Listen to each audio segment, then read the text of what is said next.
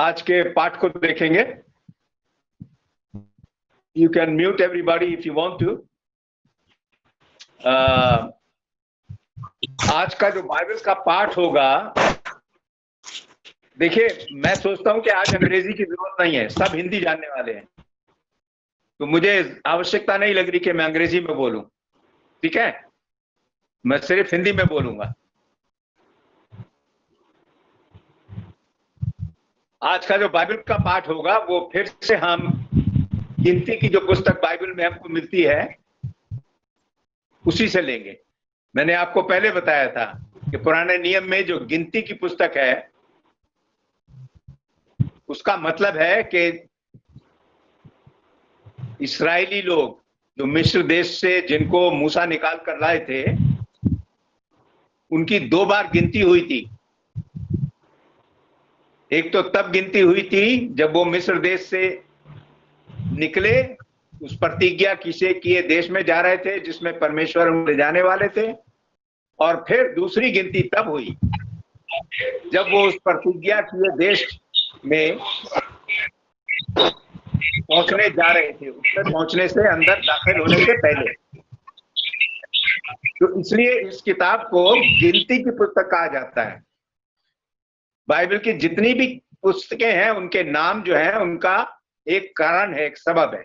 तो मैं आप गिनती की पुस्तक के में से आपके पास जो बाइबल्स हैं अपनी बाइबल में निकाल लें 20 अध्याय, और 20 अध्याय में आप देखेंगे गिनती की पुस्तक में कि यहां पर लिखा हुआ है कि एक भविष्यद्वक्ता था, उसके बारे में लिखा हुआ है। भविष्यद्वक्ता था। देखिए पहले जो है बाइबल लिखी हुई लोगों के पास नहीं थी उस समय में, तो इसलिए परमेश्वर, जैसे हमने इब्रानियों की पुस्तक के पहले अध्याय की पहली आयत से देखा था कि आरंभ में परमेश्वर बाप दादों से बातें करते थे और फिर भविष्यद्वक्ताओं के द्वारा बातें करते थे। तो ऐसे बहुत सारे लोगों को परमेश्वर चुनते थे जिनके द्वारा वो अपनी बातों को लोगों तक पहुंचाते थे, उनको भविष्यवक्ता कहा जाता था। बाइबल के लिखे जाने से पहले परमेश्वर इसी प्रकार से लोगों से बातें करते थे, या तो स्वप्न में उनको दिखाई देकर उनसे बातें करते थे, या किसी स्वर्गदूत को भेजते थे, या फिर किसी भविष्यवक्ता के द्वारा बातें करते थे। अब यहाँ 22 अध्याय में गिनती की पुस्तक में जब प्रतिज्ञा किए देश की तरफ जा रहे थे, मिस्र देश से ये निकल आए और बहुत आगे निकल गए, कई वर्ष बीत गए, अब इनको लगे थे उस जगह में जाने के लिए।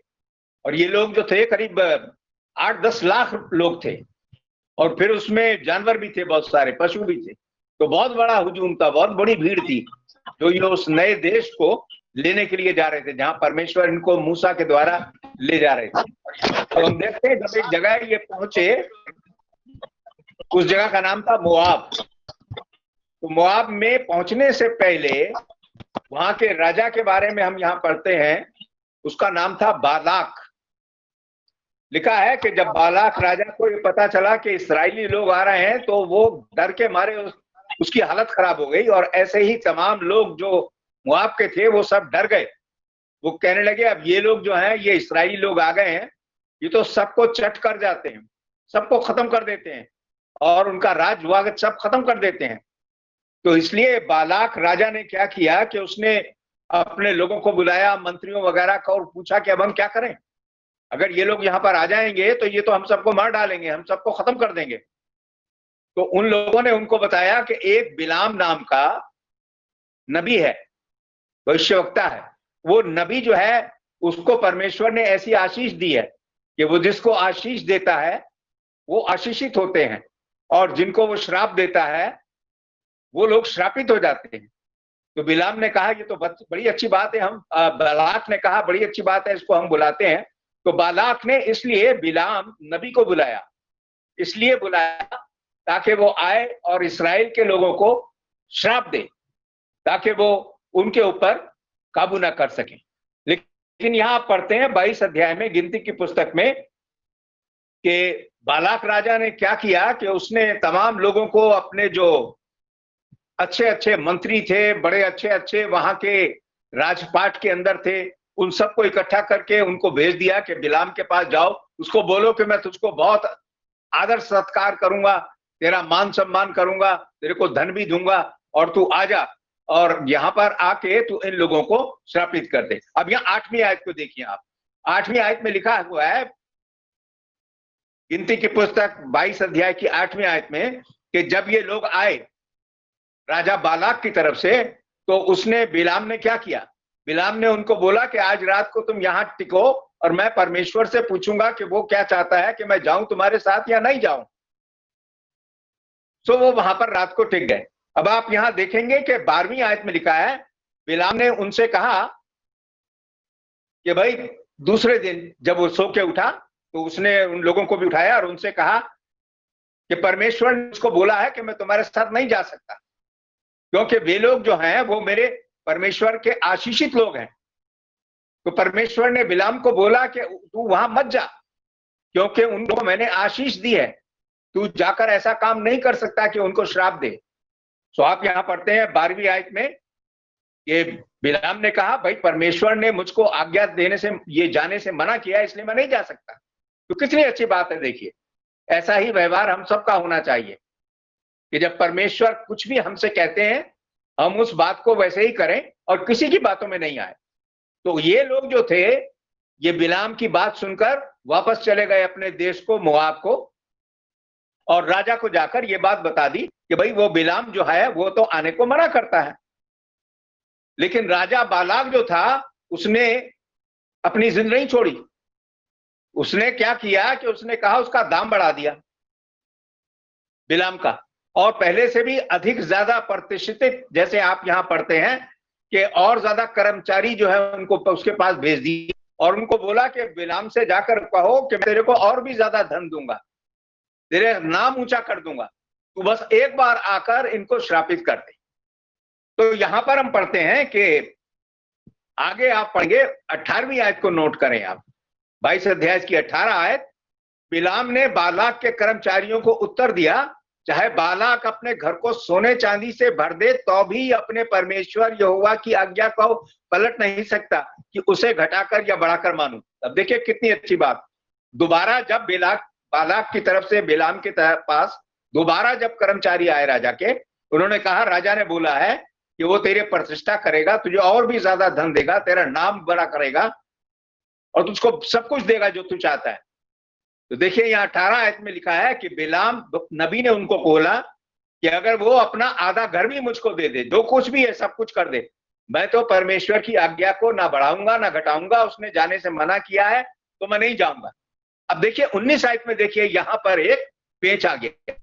19 आयत में, अगली आयत में लिखा है, उसने बिलाम ने उन कर्मचारियों को बोला, इसलिए अब तुम लोग आज रात को यही टिको ताकि मैं जान लूं कि यहोवा मुझसे और क्या कहता है। देख रहे हैं आप, जब हम यहां पर देख रहे हैं कि उसको मालूम था कि परमेश्वर ने बोल दिया है कि अब नहीं जाना है।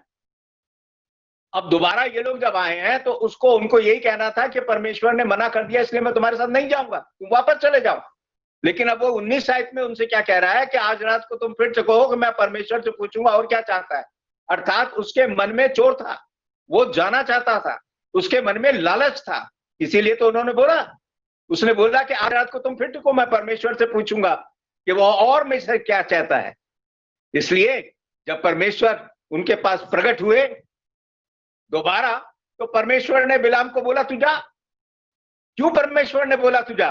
जैसे आप 20वीं आयत में पढ़ते हैं, इसलिए ताकि वो बिलाम को ये शिक्षा दें, सबक सिखाएं कि वो उनकी आज्ञा का पालन नहीं कर रहे हैं। देखिए, जो लोग परमेश्वर के वचन के सत्य की बातों को, जो परमेश्वर ने एक बार कह दिया, उनको नहीं मानते, उसमें कुछ बढ़ाना चाहते हैं, उसमें कुछ घटाना चाहते हैं, उसको फेर बदल करके मानना चाहते हैं, तो परमेश्वर ऐसे लोगों के बीच में एक भटका देने वाली आत्मा को भेजता है। जैसे दूसरा थिस्सलुनीकियों उसके 2 अध्याय की 10, 11, 12 आयत में हम पढ़ते हैं। देखिए, परमेश्वर जो है वो लोगों के मनों को जांचते हैं। परमेश्वर ने बिलाम के मन को जांच लिया। क्यों इसने बोला कि मैं फिर परमेश्वर के पास जाऊंगा, दोबारा पूछूंगा? जब परमेश्वर ने एक बार कह दिया, जो कह दिया, अब दोबारा हम उसमें अगर जाएंगे, पूछेंगे, इसका मतलब क्या है? हम परमेश्वर की आज्ञा को वैसे मान रहे हैं जैसे उन्होंने कह दिया, हम उसको संदेह कर रहे हैं। और परमेश्वर ने इस बात को जांच लिया। इसलिए नीति वचन की पुस्तक उसके 21 अध्याय की दूसरी आयत में लिखा हुआ है, अगर आपके पास बाइबल है तो देख लें। नीति वचन 21 अध्याय की दूसरी आयत लिखा हुआ है, मनुष्य जो है अपने बारे में सोचता है कि मैं ठीक हूं, लेकिन परमेश्वर तो लोगों के मनों को जांचते हैं। देखिए, परमेश्वर लोगों के मनों को जांचते हैं, अभी हमारे मनों को भी जांच रहे हैं। हम ऊपर से कैसे दिखाई देते हैं, ऊपर से क्या कर रहे हैं, इस बात से कोई फर्क नहीं पड़ता, ये मनुष्य देखते हैं, लेकिन परमेश्वर हमारे मनों को जांचते हैं। तो परमेश्वर ने बिलाम के मन को जांच लिया।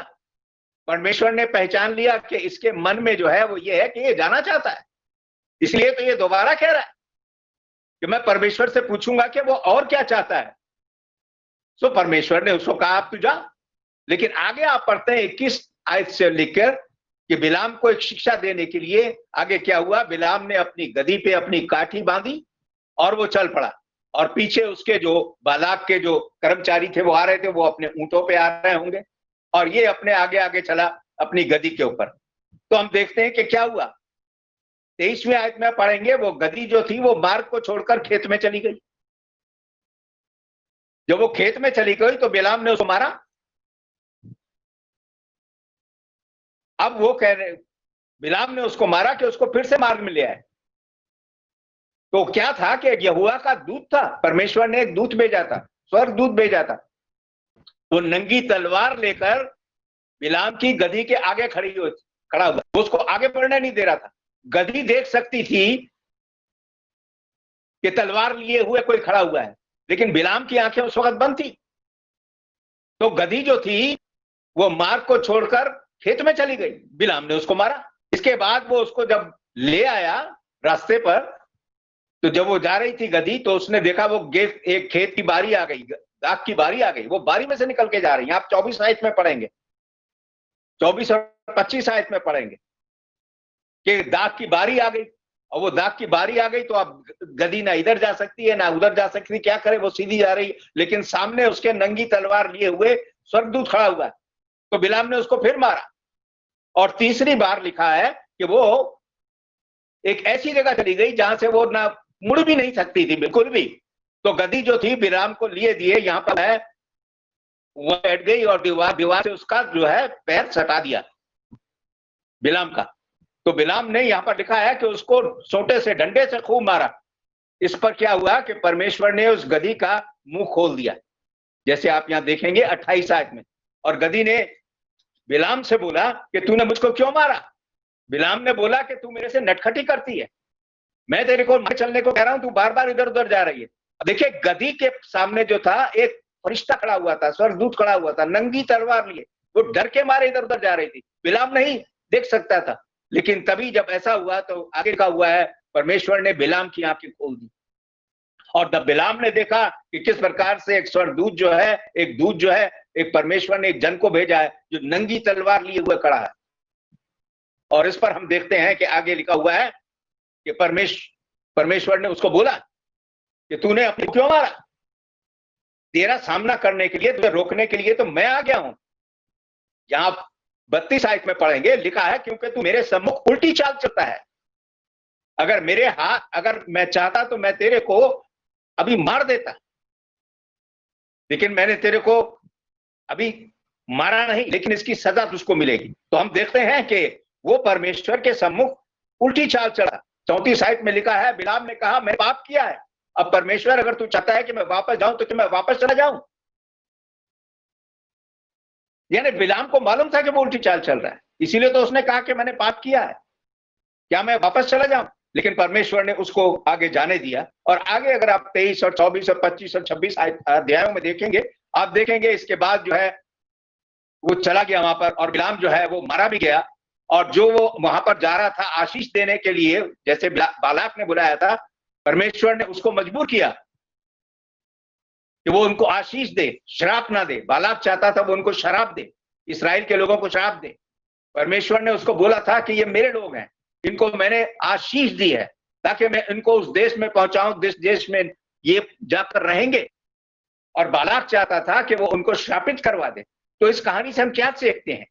सबसे पहली चीज हम इस कहानी से सीखते वो ये सीखते हैं कि बिलाम का जो दिल था, उसका जो मन था, वो परमेश्वर के साथ सही नहीं था। देखिए, हमारा मन जो है वो परमेश्वर के साथ सही होना चाहिए।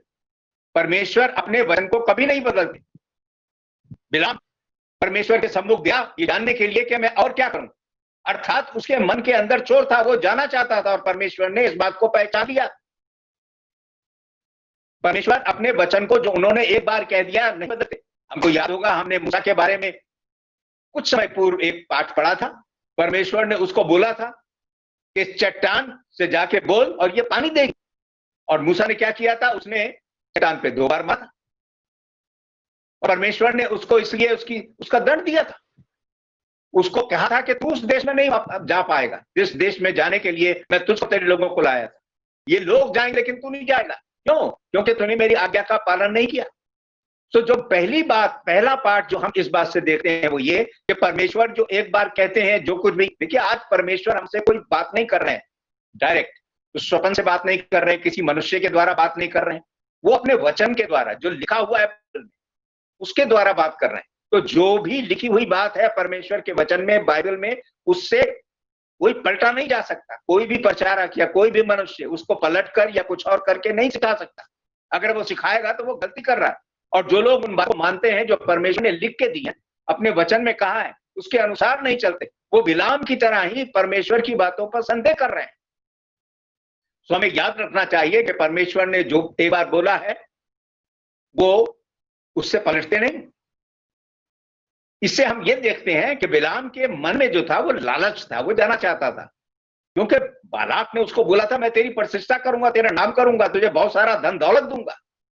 तो बिलाम जो है उसको प्राप्त करना चाहता था और इसलिए वो जाना चाहता था, और परमेश्वर ने उसके मन की बात को जांच लिया। जैसे मैंने आपको बताया नीति वचन 21 अध्याय की 2 आयत में कि परमेश्वर तो मनों को जांचते हैं, वो ऊपर की चीजों को नहीं देखते। मनुष्य जो है किसी व्यक्ति का आंकलन करते हैं ऊपर से देख के कि ये बहुत खूबसूरत है, बड़ा अच्छा है, चरित्र अच्छा है, वैसे अच्छा है। मन में क्या है, अंदर क्या है, परमेश्वर जानते हैं कि कौन मनुष्य वास्तव में कैसा है। क्या हमारे मन परमेश्वर के प्रति है कि नहीं? बालाम का जो मन था वो परमेश्वर के प्रति सही नहीं था। बालाम को परमेश्वर ने जांच लिया कि इसके मन में तो लालच है, ये जाना चाहता है। देखिए, हम इसी बात को देखते हैं हन्ना और सफीना के बारे में। प्रेरितों के कामों की पुस्तक उसके 5वें अध्याय में आप पढ़ेंगे, हन्ना और सफीरा ये दोनों के दोनों जो थे पति पत्नी थे, और इन्होंने परमेश्वर से कहा कि हम अपनी सारी जायदाद बेचकर उसको हम परमेश्वर को देंगे वो सारा धन।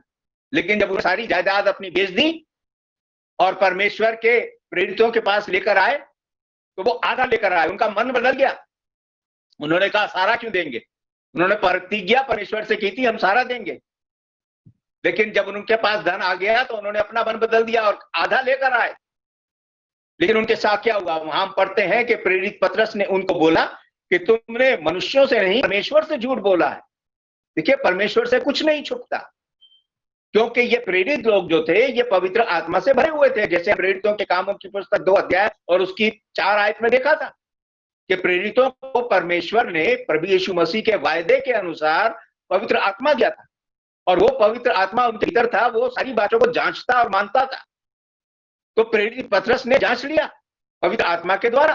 तो इसलिए प्रेरित पतरस ने उनसे कहा, अगर आप पढ़ेंगे प्रेरितों के कामों की पुस्तक 5 अध्याय उसकी 3 और 4 आयत में, और उसने कहा कि तुमने पवित्र आत्मा से झूठ बोला। और आगे लिखा है कि उसने कहा कि तुमने परमेश्वर से झूठ बोला, मनुष्यों से झूठ नहीं बोला। तो केवल एक मनुष्य था, लेकिन पवित्र आत्मा, परमेश्वर से झूठ नहीं बोला जा सकता। और वो दोनों के दोनों जो है उनको मृत्यु दंड दिया गया। इसी चीज को हम देखते हैं जो प्रभु यीशु मसीह ने कही थी मत्ती के 15 अध्याय की 8 और 9 आयत में। उन्होंने कहा था जब लोग प्रार्थना करते हैं तो उन्होंने उनके बारे में कहा था, हमने इसको पहले भी देखा है कि ये लोग होठों से तो मेरा नाम लेते हैं, गीत गा रहे हैं, प्रार्थना कर रहे हैं, आमीन बोल रहे हैं, लेकिन इनका मन तो मेरे से बहुत दूर है। इसलिए ये व्यर्थ में मेरी उपासना कर रहे हैं, क्योंकि ये मनुष्यों की सिखाई शिक्षाओं के द्वारा मेरी आराधना कर रहे हैं। जब हमारी आराधना होती है, अगर हम उस आराधना मन के साथ ना करें जैसे परमेश्वर ने कहा है, अगर हम वैसे उनकी आराधना ना करें, हमारे मन सीधे नहीं है, तो परमेश्वर जो है हमारे मन को जांचते हैं। लोग क्या करते हैं, जब आराधना हो रही होती है, प्रार्थना हो रही होती है, वचन सुनाया जा रहा होता है, गीत हो रहे हैं, तो आजकल लोग क्या कर रहे हैं, अपने टेक्स्ट फोन पे टेक्स्ट मैसेज, लोग वीडियो गेम देखते रहते हैं, बाकी लोग तो गा रहे हैं या कुछ हो रहा है, कुछ लोग जो अपने सेल फोन पे लगे रहते हैं, उनका मन जो है वो उन बातों में लगा रहता है। तो हमें याद रखना चाहिए कि परमेश्वर तो सब कुछ देखते हैं, जानते हैं कि कौन वीडियो गेम देख रहा है, कोई टेक्स्ट मैसेज भेज रहा है, कोई लोगों से बातें कर रहा है। तो हमारे मन जो है परमेश्वर के सबक सही होने चाहिए। बिलाम का जो मन था वो परमेश्वर के प्रति जो था वो सीधा नहीं था, उसके मन के अंदर कुछ और था, वो जाना चाहता था, लेकिन ऊपर से दिखाने के लिए उसने उन लोगों को कहा कि मैं परमेश्वर से पूछूंगा, और जानता था कि परमेश्वर ने उसको मना किया जाने से। इसलिए परमेश्वर, जैसे हमने अभी पढ़ा कि परमेश्वर ऐसे लोगों के बीच में एक भटका देने वाली आत्मा भेजेगा ताकि वो झूठ की प्रतीति करें और नाश हो। हम परमेश्वर को धोखा नहीं दे सकते। हमें बहुत ही इस बात के लिए ध्यान रखना चाहिए कि जब हम परमेश्वर की आराधना करते हैं, परमेश्वर के वचन को पढ़ते हैं, हम एकाग्रता के साथ ऐसे करें। मत्ती के 6 अध्याय के अंदर 14 और 15 आयतों के अंदर यीशु ने कहा था कि जब हम प्रार्थना करते हैं तो याद रखें कि हम परमेश्वर से हमारे पापों को क्षमा कर, लेकिन क्या हम दूसरे लोगों के पापों की क्षमा करते हैं कि नहीं, अपराधों को क्षमा करते हैं कि नहीं? यदि हमने पहले ऐसे नहीं किया तो हमको कोई अधिकार नहीं कि हम परमेश्वर से बोलें कि तू हमारे अपराधों को क्षमा कर, क्योंकि परमेश्वर तो हमारे मन को जानते हैं कि हमने मन से किसी और को तो क्षमा किया, उसके प्रति इच्छा है, बैर है, विरोध है, और फिर हम परमेश्वर से अपने पापों की क्षमा मांग रहे हैं। तो यीशु ने कहा ऐसे लोगों की प्रार्थनाओं को परमेश्वर नहीं सुनते। यीशु मसीह ने सिखाया था फिर तुम दूसरे लोगों को, अपराधों को, उनके अपराधों को क्षमा करो, फिर परमेश्वर से परमेश्वर तुम्हारे अपराधों को क्षमा करें। तो हम क्या देख रहे हैं? हम देख रहे हैं कि उसके मन के अंदर चोर था, परमेश्वर के सम्मुख उसका मन सीधा नहीं था। बिलाम का वो नहीं था परमेश्वर का, लेकिन उसके अंदर ये खोट था। दूसरी बात जो हम यहाँ पर देखते हैं वो ये कि बिलाम चाहता था कि उस गाड़ी को तो चलाए परमेश्वर, लेकिन वो पीछे देख बैठकर परमेश्वर को बताता रहे कि कैसे करना है। क्या अंग्रेजी में इसको कहते हैं बैक सीट ड्राइवर। कुछ लोग ऐसे होते हैं जो ड्राइवर तो गाड़ी चला रहा है, कोई भी गाड़ी चला रहा है, और पीछे से जो बैठे हुए लोग हैं वो बात बात करते हैं, अरे देखो ये क्या आ गया, सामने क्या आ गया, इधर से बाएं मुंडा, इधर से दाएं मुंडा, ये करना। वो क्या करते हैं कि वो ड्राइवर को भी कंफ्यूज कर देते हैं कि ड्राइवर जो गाड़ी चला रहा है उसकी एकाग्रता खत्म हो जाती है, तो गाड़ी ठीक से नहीं चला पाता। और यही काम जो है वो बिलाम कर रहा था। वो चाहता था कि परमेश्वर गाड़ी चलाए, अर्थात परमेश्वर की अनुमति हो।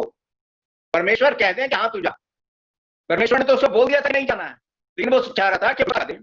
इसीलिए तो उसने कहा उन लोगों से, दोबारा उसके पास आए राजा के मंत्री, उनको बोला आज तुम भी यहाँ पर ठहरो, मैं परमेश्वर से पूछूंगा कि और क्या परमेश्वर चाहते हैं। अर्थात वो चाहता था कि परमेश्वर अपनी इच्छा को बदल दे, कुछ और बता दे, और परमेश्वर ने उसके मन की बात को जांच लिया।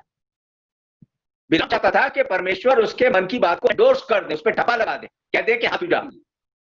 यही बात तो हमने देखी है मत्ती के 7 अध्याय के 22 और 23 में। यीशु ने कहा था कि न्याय के दिन बहुत सारे लोग उनके सामने खड़े होंगे और खड़े होकर कहेंगे हमने तेरे नाम से ये बड़े काम किए, बीमारों को चंगा किया, प्रेत आत्माओं को निकाला, पढ़ दिए, प्रार्थनाएं की, बहुत सारे बड़े बड़े काम किए, लेकिन यीशु ने कहा मैं तुमको नहीं जानता, मेरे पास चले जाओ। अब वो ये कह रहे थे कि हमने तो तेरे नाम से किया।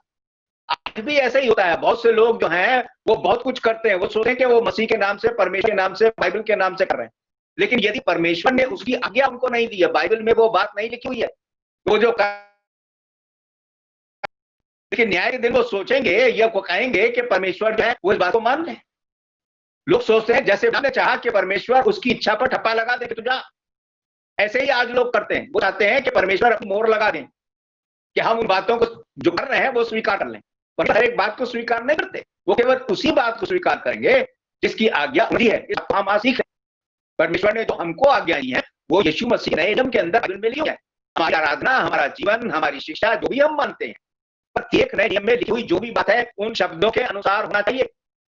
हम ऐसा करें कि हम कैसे भी आराधना कर लें, कैसे भी परमेश्वर के सम्मुख प्रार्थना लें, कैसे भी अपने व्यवहार को रखें और कहें कि परमेश्वर स्वीकार कर ले, क्योंकि हम तो मसीह के नाम से करें।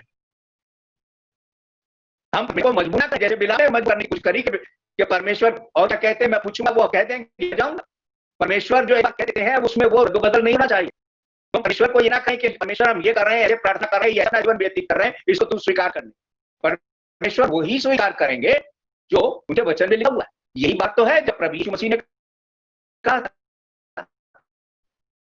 18वीं आयत के अंदर कि मैं अपनी कलीसिया बनाऊंगा। ठीक है, यीशु ने कहा था मैं अपनी कलीसिया बनाऊंगा। अब हम सब जानते हैं कि कलीसिया क्या है, जिसको अंग्रेजी में चर्च बोलते हैं। कलीसिया या चर्च जो है वो परमेश्वर के उद्धार पाए हुए, मुक्ति पाए हुए लोगों का एक संगठन है। जो सारी दुनिया में एक है, और एक ही कलीसिया है। बाइबल बताती है परमेश्वर के लोगों का समाज। तो यीशु ने एक कलीसिया बनाई, लेकिन आज पृथ्वी के ऊपर हजारों किस्म की कलीसियाएं हैं, उनके अलग अलग नाम हैं, अलग अलग आराधना करते हैं। अब वो सब सोचते हैं कि हम सब भी जो सही सही है और परमेश्वर हमको स्वीकार कर ले, क्योंकि हम तो सब परमेश्वर की आराधना करते हैं। आप देख रहे हैं जो मैं आपको सिखाने की कोशिश करता हूं, लोग क्या कर रहे हैं कि वो सोच रहे हैं कि अगर हमने ये कलीसिया बना दी, ये कलीसिया है, हम इसके मेंबर हैं, हम उसके मेंबर हैं, परमेश्वर उनको भी स्वीकार कर लें। हम ये देख रहे हैं कि परमेश्वर ने जो एक बात बोली वो क्या है। यीशु ने कहा था मैं अपनी, परमेश्वर आज भी अपनी एक ही कलीसिया जिसको मसीह ने बनाया सन 33 में यरूशलेम में, आज से 2000 साल पहले, केवल उसी कलीसिया को मान्यता देते हैं। आज संसार में हजारों कलीसियाएं जो मनुष्यों ने बनाई हैं, वो मनुष्य सोचते हैं कि हम ठीक है, सोचते हैं कि परमेश्वर इन पर ठप्पा लगा दें, मोहर लगा दें कि हम सही हैं, क्योंकि हम परमेश्वर की आराधना कर रहे हैं, वहां पर परमेश्वर की बाइबल से पढ़ रहे हैं, परमेश्वर के लिए गीत गा रहे हैं, जो भी कर रहे हैं। लेकिन परमेश्वर तो आज भी कहते हैं, बाइबल तो आज भी यही कहती है कि मसीह ने केवल एक कलीसिया बनाई, उनके आज भी एक ही कलीसिया है, वो जो मसीह ने बनाई वो मसीह की कलीसिया है। दूसरे जो सामुदायिक कलीसिया है, परमेश्वर उनको रिकॉग्नाइज नहीं करते, उनको मान्यता नहीं देते, उनको नहीं पहचानते। वो ऐसे ही है जैसे बिलाम ने किया। देखिए ये जो है ये चाह रहे हैं कि परमेश्वर अपनी मर्जी उसमें हम ही भरे, कहे हाँ हम ठीक है, लेकिन परमेश्वर जो है वो केवल उसी बात को मान्यता देते हैं जो बात जो है बाइबल में लिखी हुई है। वो अपने वचन से पलटते नहीं। यीशु ने कहा अपनी कलीसिया बनाऊंगा, उसके बाद हजारों कलीसिया अगर लोगों ने बना ली, इसका मतलब ये नहीं है कि वो भी मसीह की कलीसिया हो गई। वो लोग सोचते हैं, यही बात तो यीशु ने कही थी कि दिन बहुत मुझसे कहेंगे कि हमने तेरे नाम से किया, तेरे नाम से किया, तेरे नाम से किया, लेकिन यीशु ने कहा मैं तुमको पहचानता जानता नहीं। तो इसलिए यीशु के नाम से प्रत्येक जो हम काम करते हैं, भाई इस बात को याद रखिए, यदि वो परमेश्वर की इच्छा के अनुसार नहीं तो परमेश्वर उसको स्वीकार नहीं करेंगे। बिना नहीं करेंगे हमने कर रहे हैं, परमेश्वर अपना ठप्पा लगा दे, मोहर लगा दे, स्वीकारित नहीं दे दें, क्योंकि हम तो परमेश्वर के नाम से कर रहे हैं। हम परमेश्वर के नाम से अगर कोई गलत काम है तो गलत है, उसको स्वीकार नहीं करेंगे। आज दुनिया के तमाम लोगों को इस बात को जानने की जरूरत है, जैसे हम भी इस बात को मानते हैं कि कलीसिया केवल एक है जो मसीह ने बनाया था। जितने भी संपर्क है वो मसीह की कलीसिया नहीं है, उनको लोगों ने बनाया, अलग अलग जगहों में बनाया। वो लोग सोचते हैं हम भी क्रिश्चियन है, हम भी मसीह हैं, परमेश्वर हमें भी मान्यता देंगे, लेकिन परमेश्वर नहीं मानेंगे। उन्होंने जो लिख के हमको दिया है केवल उस पर करें। ये एक बहुत बड़ी वार्निंग है, ये बहुत बड़ा चेतावनी है। मत्ती के 15 अध्याय उसकी 13 आयत के अंदर इसलिए यीशु ने कहा था, देखिए इसको गौर से सुनिए, अब निकालिए मत्ती 15:13। यीशु ने कहा था जो पौधा मेरे बाप नहीं लगा वो उखाड़ के फैलाएगा। किसने क्या बनाई? केवल एक। और यीशु क्या कह रहे हैं? जो पौधा मेरे बाप ने नहीं लगाया, मेरे पिता ने नहीं लगाया, वो उखाड़ के फेंका जाएगा। न्याय के दिन वो सब उखाड़ के फेंके जाएंगे। वो लोग जो हैं जिनके बारे में हमने मत्ती 7 अध्याय में देखा है 22 आयत में, वे सब यीशु ने कहा कि न्याय के दिन यही कहेंगे कि ये सब कुछ जो हमने किया सब कुछ तेरे नाम से किया, तेरे अधिकार से किया। तो यीशु ने कहा मैं तुमको नहीं जानता, मेरे अधिकार से किया। अगर हम जो भी काम यीशु के अधिकार से, परमेश्वर के अधिकार से आज कर रहे हैं, तो वो बाइबल के नए नियम में लिखा हुआ चाहिए। अगर वो बाइबल के नए नियम में लिखा हुआ नहीं है तो वो परमेश्वर के यीशु के अधिकार नहीं है। अगर मैं किसी कलीसिया का मेंबर हूं, क्या मैं उसका नाम बाइबल से लिखा सकता हूं कि बाइबल में उसका नाम लिखा हुआ है? हम जितने भी हैं जो मसीह की कलीसिया है, हम जानते हैं कि हम मसीह की कलीसिया है, जिस कलीसिया को मसीह ने बनाया, जिसमें हम पढ़ते हैं।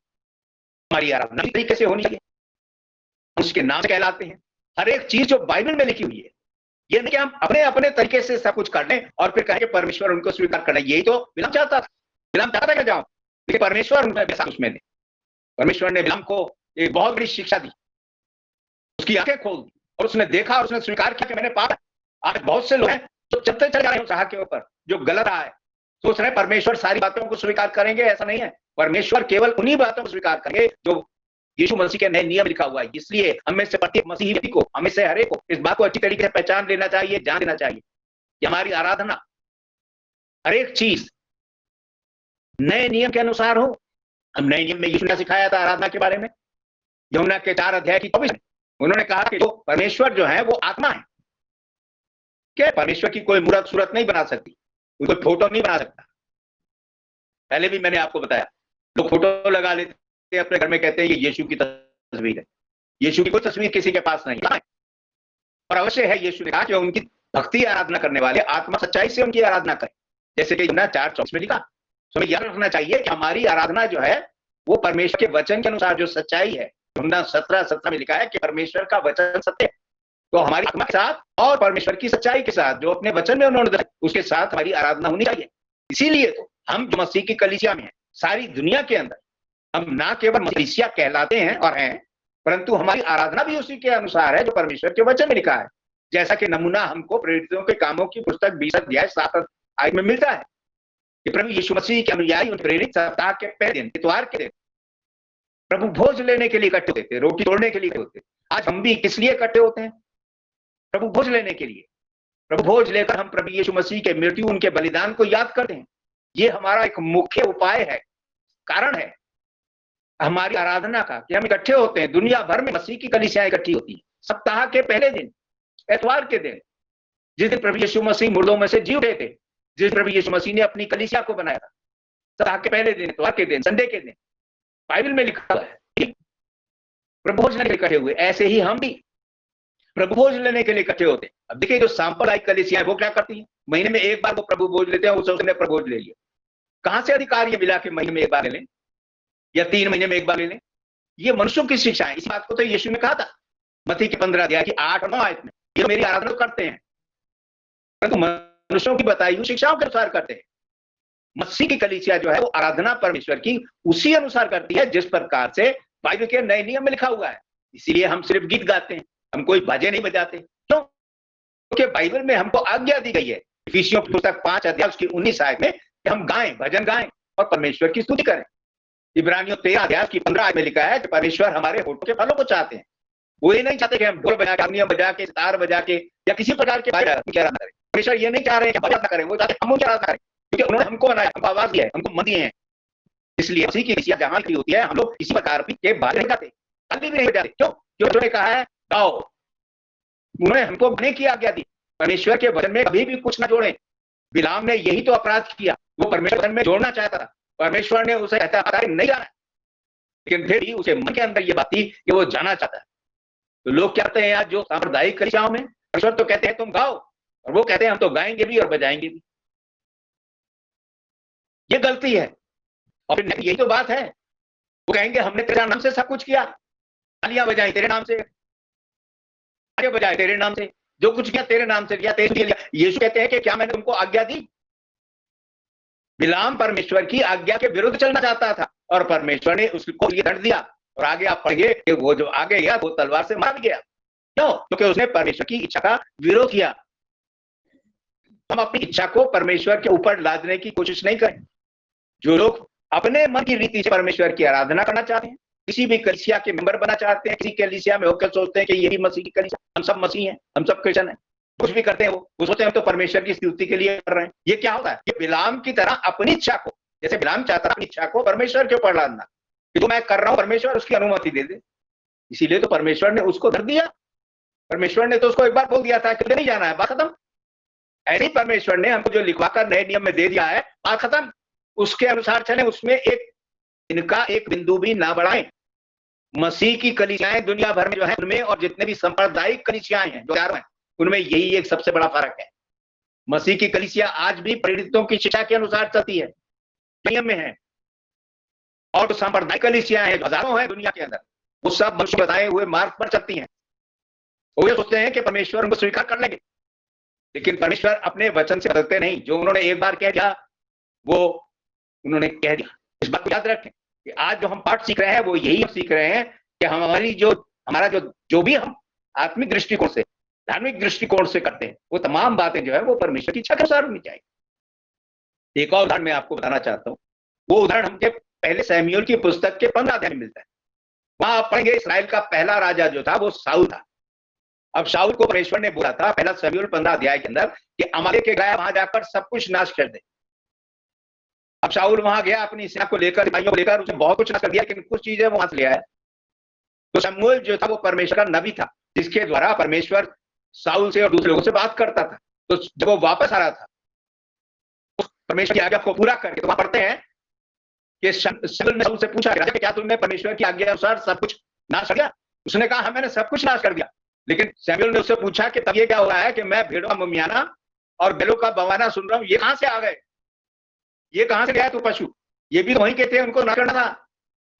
शाऊल राजा ने उसको बोला शमूएल को कि ये तो मैं परमेश्वर को भेंट कराना। यहाँ पर परमेश्वर ने उसको भी दंड दिया, क्योंकि परमेश्वर ने सब कुछ नाश करना, कोई चीजें जो है नाश नहीं किया। और कह रहा है क्या? ये तो मैं परमेश्वर को देने के लिए आया, उनको भेंट चढ़ाने के लिए करा। पहला शमूएल की बात आगे अंदर, इसलिए शमूएल ने उसको बोला कि परमेश्वर अपनी आज्ञा माने जाने से प्रसन्न होते हैं, दान और बलिदान से प्रसन्न नहीं होते। कितना भी दान कर लें, अपनी मर्जी से जो कुछ भी कर लें, परमेश्वर उससे प्रसन्न नहीं होंगे। परमेश्वर जो एक बात से प्रसन्न होते हैं, क्या हमने उनकी आज्ञा को पालन किया? शाऊल ने परमेश्वर की आज्ञा का पालन नहीं किया, इसलिए परमेश्वर ने उससे राजपाट भी वापस ले लिया और शाऊल का जो है आगे चल के उस क्योंकि उसने परमेश्वर की आज्ञा का उल्लंघन किया। तो आज के पाठ से ये बात देखते हैं कि हम परमेश्वर के वचन में कोई रद्दोबदल ना करें, कोई परिवर्तन ना करें। परमेश्वर आज अपने चरित्र को के बात हैं, नए नियम के अंदर लिखा है, जैसा चाहते हैं उनकी आराधना करना। कैसे मनुष्य को बताएं कि उद्धार पाने, मुक्ति पाने के लिए यीशु मसीह के द्वारा क्या करना चाहिए। आज बहुत से बच्चे क्या करते हैं, जो संप्रदाय पढ़ा रहे हैं, वो लोग बोलते हैं कि यीशु मसीह में विश्वास कर लो, उनको व्यक्तिगत उद्धार करता मान लो, उद्धार में मुक्ति आएगी। लिखा हुआ है, यीशु ने खुद बोला था, तो और किस मानेगा, जैसे मरकुस 16 पढ़ते हैं। इसीलिए बताती है, जो विश्वास आता है, अपने मन को देता है, विश्वास आता है, मन को लेकर फिर उसका तमाम उसका उद्धार होगा। आज जो है हम देखते हैं कि बहुत सी शिक्षाएं दी जा रही हैं इस प्रकार की, जो गलत शिक्षाएं हैं, वो परमेश्वर के वचन के अनुसार। इससे मैंने आपको एक आयत दी, उनको आप अपनी बाइबल के अंदर उनको याद रखें। दूसरा थिस्सलुनीकियों की पुस्तक 2 अध्याय 10-11 पढ़ा हुआ है, जो लोग सत्य से प्रसन्न नहीं होते। सत्य क्या है? परमेश्वर का वचन।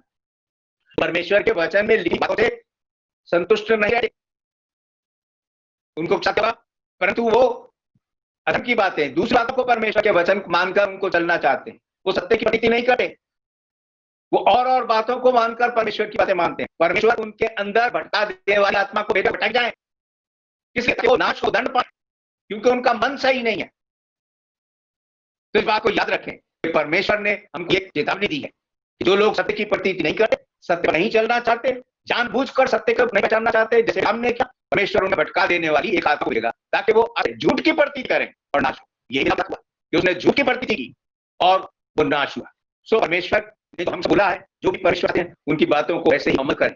इसीलिए हम लोग जो मसीह की कलीसिया है, हम इसी एक बात को लेकर चलते हैं कि आप जैसे बाइबल में लिखा हुआ है हम वही बोलेंगे, जैसे बाइबल में बताया गया है वही करेंगे।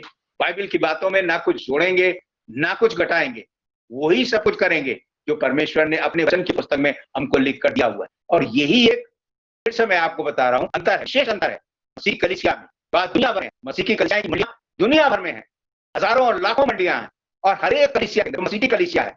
हम सब परमेश्वर के वचन के अनुसार उनकी आराधना करते हैं, जैसे वचन में लिखा हुआ है, और हर एक बात को जैसे वचन में लिखा हुआ है वैसे ही मानते हैं। लेकिन सांप्रदायिक लोग जो हैं वो मनुष्यों की शिक्षाओं को लेकर चलते हैं, क्योंकि वो ऐसी कलीसियाओं में है जिनको मनुष्यों ने बनाया था, और वो उनके ही नामों से कहलाते हैं और उनकी बातों को मानते हैं। और न्याय के दिन यही बात है, तो परमेश्वर के सम्मुख होगा। क्या परमेश्वर के सम्मुख खड़े होंगे? क्या हमारे जीवन जो है वो वैसे होंगे जैसे परमेश्वर चाहते हैं, या हमारे जीवन जो है वो उनके आज्ञा अनुसार नहीं होंगे?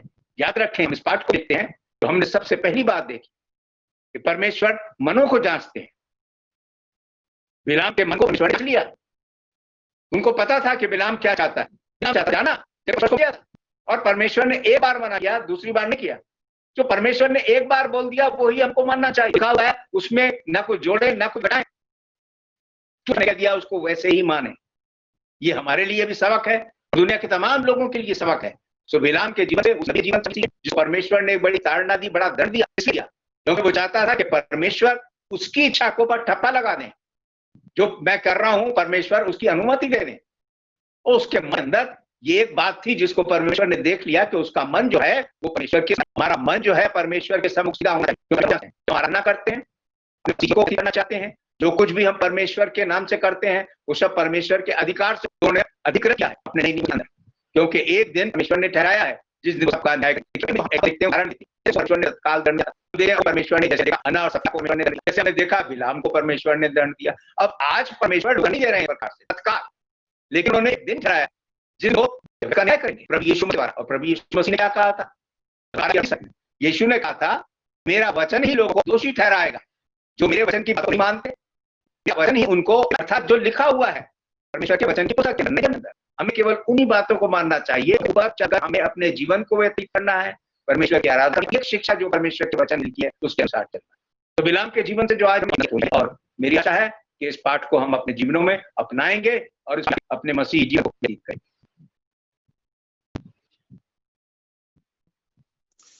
थैंक यू ब्रदर सनी, हम धन्यवाद देते हैं इस पाठ के लिए। आइए हम अपने we shall go to our second